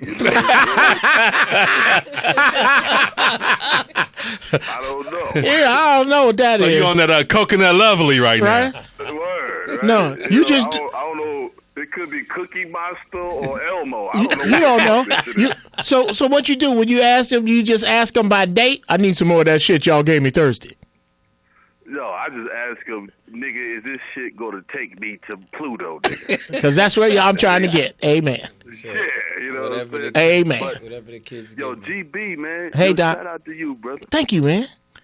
Yeah, I've been, respecting you for many years. Thank you, brother. Thank you so much, man. Much respect. Yo, maybe one day off the air you can holler at Lou and, cheer him up because he fucking up with Code 3. But I ain't here to talk about that. Wow. Yeah, I never talk about a man with his lady. That's the topic of the night. No. I don't do that. Go ahead. What is Lou? Yes. Yo, Lou, you my brother, man. I love you. I wasn't trying to clown you, my nigga. I just want you to get your shit right. But listen. He's like the thug. He's like the thug that cares. Right. You remember we used to have them thugs that cares? You take your lunch money, but you want to make sure you're taking your vitamins? That guy. But, yo, that's the thing about it, though, GB. Like, yo, you care, but you got to show some motherfucking dick power. Yeah, okay. You know okay. what I'm saying? All right. Fair enough. But, yo, let's not get on that. Yes, sir. Yo, POTUS, your Black History news is horrible. Damn. Damn. I need you to stop holding back. POTUS was like, the first night manager of McDonald's was Clifford Harris. Like, what the fuck? She didn't say nothing about Fidel. No. Oh, that's funny. Yo, first of all, Black History Month, like Dr. Boyce Watkins says, we need to trade with white folks because Black History is so fucking deep. We need 11 months, and them motherfuckers need 1 month. Right. You know what I mean? Exactly. Yeah. First of all, Black History Month. Let's shout out the richest man who ever lived. My man. The God, Mansa Musa. Mansa Musa, that's right. Let's shout him out. Yeah. Then I'm going to add one more guy. C.R. Patterson, the black man who never got his credit for inventing the first American automobile. Yep, Patterson Automobile Company. Yep. And that's all I got to say. I'm out. God bless. My man. Willie Sweet, Wonka Joe, and Apollo Legend. That boy's kids are going to be smart, and they're going to know thyself. He's just, he's a father. In it like that, but that was so funny. Whatever the kids give me, it's pretty funny. That's like you say, Mansa Musa. He had more wealth than Gates, Buffett combined, and the Mexican dude combined. Yeah. Brought gold to different towns and blessed the towns and put them up. You know what my problem is when I hear about all of this? We were kings and rulers and we ran the planet. How did we fuck that up? Who was the first nigga that started the fuck up, the decline? Who pulled the string that gets us to WIC cards? It was the Moors. Oh. The Moors fucked it up? The Moors gave the Europeans the science. So once they gave them the science, they got lazy. So it was new to them. So this shit is hot. Right. Y'all gave us some hot shit. Right. Y'all told us how to kill. You told us how to do everything. So now we're going to do it to the max. Y'all Macklemored us. Yeah. The maximum. And we didn't even see it coming right back at us. We didn't see it. We didn't care. You know what I mean? It's like if you run the planet for 1,000,000 years before the first European was ever here, you're bored.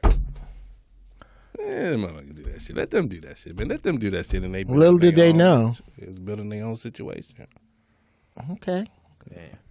That's just like the Seminoles. You know, people don't talk about those are the original warriors. The Seminoles who fought the Europeans for over 200 years. Okay, well. Before they went down to Mexico and put the X in Mexico and help them with the Alamo. Well, do you know what Seminole actually means? Tell me. Runaway. So there is some, that story leans toward what I am investigating and believing more and more the more I think about it, which is that not nearly as many slaves were brought to this country as we think. Correct. That a great many of us were already here. Thank you. And that this is, in fact, our land. And as you dig through Indian roots and dig through history and wonder where, if millions of people came here, why aren't there thousands of slave ships? Okay, I've never seen one. I've never, okay, fine, there's one. Show me 5. Okay, you brought millions of people here. There's Liberty Bell is still around. There's a Sphinx still around. There are no slave ships, really? So, yeah, that's some trying It's hard to have cargo, and you got to have fresh waters so to travel that long and mathematically impossible. Oh, really? Oh, yeah. If you got to be at sea for 3 months, right? How much water you need? Because you can't drink the seawater. Right. You got to have a tank on the vessel. Yeah. How you going to balance that out? And there's no ports. There's no, Where you refueling at? Oh, well, the wind. They were pretty much sailboats. Well, where you gonna get your water from? You still gotta refuel. Rain. Okay. But that would be a lot of fucking rain. How you gonna cut it off? Yeah. You suppose? I guess you would collect it in boats. Yeah, you can do all that planking and all that, but where's the goddamn water? Exactly? There's that. I never thought about it that way. Yeah, there's more shit just stacking up every day. That you know what? You're gonna learn something tonight, goddammit. Mr. Dix, I would really like it if you would stop staring at us pharaohconically. Jump in. No, I'm absorbing it. I'm taking it in. He's looking at us like, what? Well, Lewis grew up on white bread, so yeah, it's been altered. You know, I'm that northern boy. Northern boy. I had Mr. Smyers as my teacher. Mr. Smyers. Wait, you grew up in Philly, right? Yeah, I grew up in Philly. You know, I mean, we were first family to move in the white block, and my dad had a white job. He played on the white softball team. No, brother. You know, I was on the chess team. So, okay. Okay. Oh, you still play? Yeah, Mr. Eccles. You know, so even though my boys Fat Paul, Peanut, and Boogie, you know, we were all mainstreaming. Yeah, we were all. We need to move some pieces around. Yeah, man. so you know, I love learning my history, and that's why I was so happy and proud that, you know, my son went to Morehouse because he got some deep history about himself. Excellent. And, you know, he's definitely better than I am as far as absorbing who he is. Yeah. You know, now he's graduated, yeah? Yeah, I graduated 2 years ago. Oh, okay, cool. He's on his way back out here. We're excited about that. His company is transferring him back out here. Excellent. What does he do? He works for Oracle. Okay. That's funny. So he's an exotic dancer. It's interesting because his Black Stallions is relocating him. He's gonna stay with me until he gets a roommate. That's a far more interesting story. This dude's a straight A student at Morehouse, but little do you know, he's fuck all that. He's doing his push-ups thing, getting his G-string right, getting a little pubic spiders. See my baby oil. Yeah. Hey, Dad, don't touch that pink razor. I shaved my balls with it. Yeah, it's gonna be interesting hanging out with him now that he's older. You know, that's pretty funny. Don't rinse the hairs out of it. Use it for shavings. Okay, what we doing, Lewis, is we are astro projecting your life into another reality where your son is still very smart, very smart. Actually, finishing like companies are pawing at him. He's like, fuck all that. I want some singles in my G-string, nigga. Fuck that. Okay, y'all told me to get my degree as a backup. Okay, that would be interesting, though. You wonder how males, exotic dancer dads feel about it. Right? Yeah, there you go. Yeah. Funny. You do what? Right. That's you know, because a real dad want to know how much sex you're getting. Right. You know, but then again, he couldn't come see you work. Right. It'd be hard. That's my boy. Your boy, what your name is? Chocolate Thunder. God damn it, Albert. Nobody calls me Albert, Dad. Call me Chalk for short. That'd be interesting. Like again, too. Would you go see your daughter if she was a stripper? Hell no. Oh my God, no. Have you seen Rodney Perry's joke about that? No. Holy shout out to Rodney Perry. I hope I don't fuck this up. He goes, that's my nightmare, to go to a strip club and be there. And your daughter come out and start shaking her ass and you get mad at your friends. Stop making it rain on my baby. Stop making it rain on my baby. That's funny.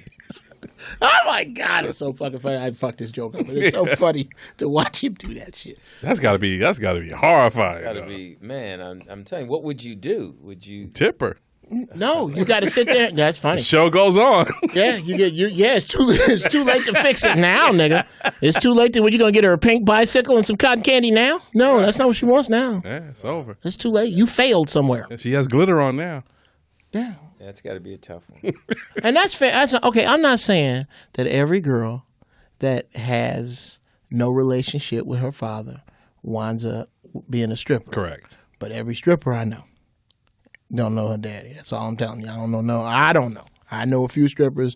That's the one. That's a big common denominator, is that it's either strained or somehow twisted or non-existent. It's definitely twisted. And can you be friends with a stripper? Sure. Yeah. Why not? Yeah. Well, what, a female stripper? Yeah. Yeah, why not? I mean, before you seen her be a stripper? Sure. You said friends. Yeah, right, absolutely. Right. I mean, as a married man, no. No, I would not. No, I'd be friendly. But if I'm a single dude, why would I not hang out? with strippers. Would you marry a stripper? Yeah. I mean, who do you know who you marrying anyway? That is true. Well, if you know she's a stripper, would you marry her? Some people have a tolerance for that. Yeah, it's not a problem. Cats are married to strippers, former strippers. I want to ask you that, Lewis. Like, if you met, I won't use Code 3 as an example, but maybe you found out in her past before she became a police officer that she was a stripper. Would that make a difference in your relationship now? Of course it would. Wow, you're shallow. Yeah. Why? I don't know if it would for me. I don't. Why? It depends on what state she did it in. Oh, wow. Oh, it's not a black state? In Vermont? That's hilarious. Stripping it up. Montana? I would hope before I got to the point of South Dakota. Of being this involved, I would have known that already. Yeah. I would have been able to make a choice earlier. Do you think that's something that a woman should share? Absolutely. Yeah. Absolutely. So, and then it's up to the man. Okay, here's the point. Okay, she says she loves you. You say you love her. Now we got the love thing together. Now I need to tell you this. Well, no, I would. Are you stripping? Are we getting married where you stripped? I would have to look at the fact that it's a stereotype, but still. What's the fact? Is that if you've been stripping, you've been having sex too. So you correlate those two together? Yes. Okay. And that's something that I don't need to be bringing all that baggage home. It's a lot of baggage. So just because. But what about women? They don't have to be a stripper to have had a lot of sex. How about that? Prior to you. Well, even that was a stereotypical he was speaking. Yeah, but along with stripping and having a lot of sex, it's a lot of baggage.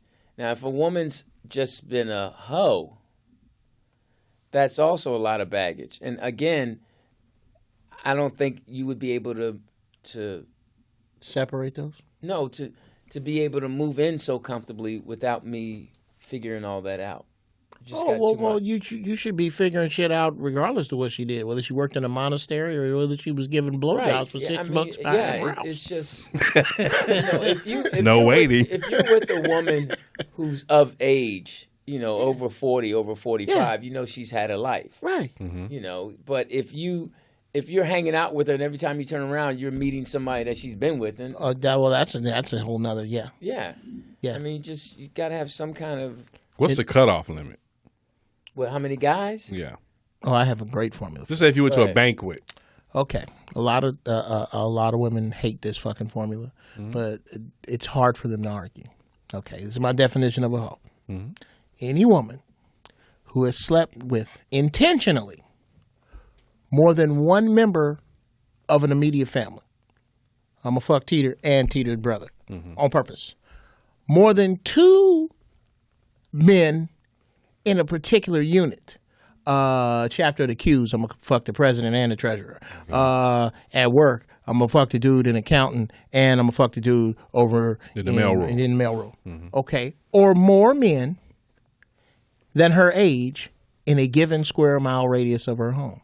So if you 30 and you done fucked 32 dudes in your zip code, that's hoish. That's a good point. Yeah. Now, I'm not saying don't fuck around. I'm saying when you get serious, move. You have to move. Right. There's a U-Haul truck in your future if you really are serious about being serious with a dude, because you are asking at that point a man to take your vagina more serious than you do. Correct. And that is the definition of a sucker. That's any person, to me, a sucker is a person who respects another person, place, or establishment more than that person, place, or establishment respects itself. Mm-hmm. If I respect you more than you respect you, I'm a sucker now. Right. So, and no dude wants to be there. In the words of James Hanna, he said, "This is why women can't fuck like dudes." He said, "You could take the coldest dog in town. The player is playing this. Everybody know that nigga right there is a player. That nigga Tony then just put it down. Right. The girl that marries Tony can walk down the aisle, music playing, she in her dress, and get halfway down the aisle and go, 'Stop the music. All you bitches fucked him. but I got him. Whir the music back up and get married with pride. Correct. There is not a man I know or respect that wants to see his bride-to-be coming down the aisle going, stop the music. Oh, you niggas fucked her, but I got her. That's James Hanna. I can't. God bless the dead. That's my boy. That's fucking hilarious. And it's the truth. That's funny. It's the truth. That's funny. Women, okay, fine. Yes, it's a double standard, but the double standards are there to protect y'all. But I think that one there is a little bit becoming a little bit outdated because it's a whole lot of swinging shit going on. Oh yeah, yeah. It ain't like the whole matrimony, me, you. It's me, you, and whoever party we go to. That's another weakness of a man. I mean, to me, something.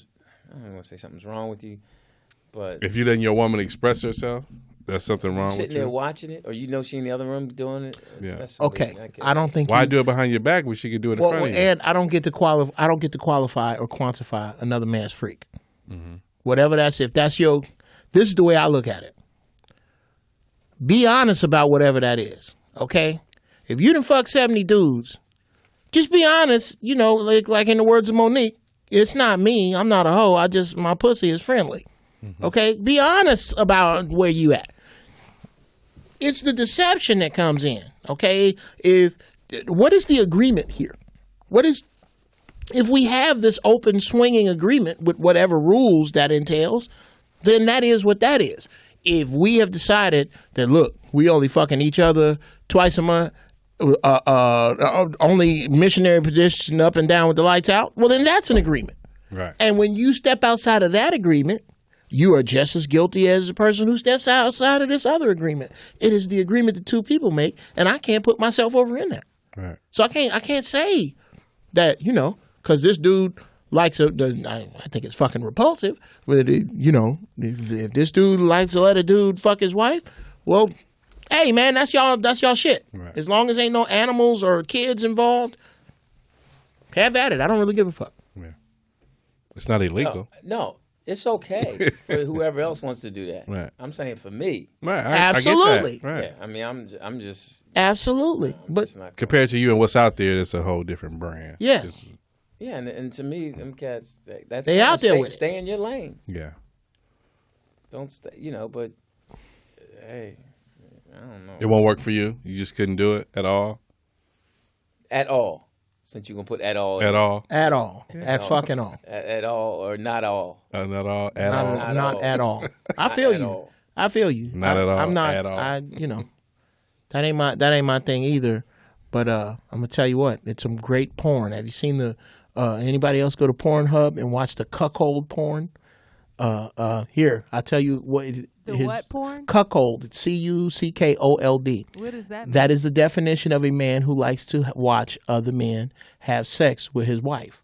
Now, here's the shit. The amateur shit, where there are actually white men that pay brothers that look like football players to put it. I mean, there's this one where this dude is fucking this white woman like slavery is her fault. He is trying to strike oil. Eureka. And the funny part is, the noises she is making make the husband go, "Are you okay?" That means you ain't never heard no shit like that. Oh my God! Yes.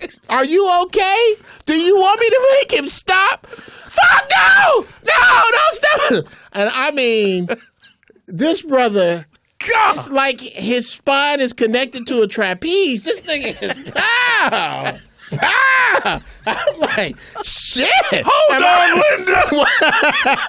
Am I watching a murder? Wow. Holy shit. Making poets cough.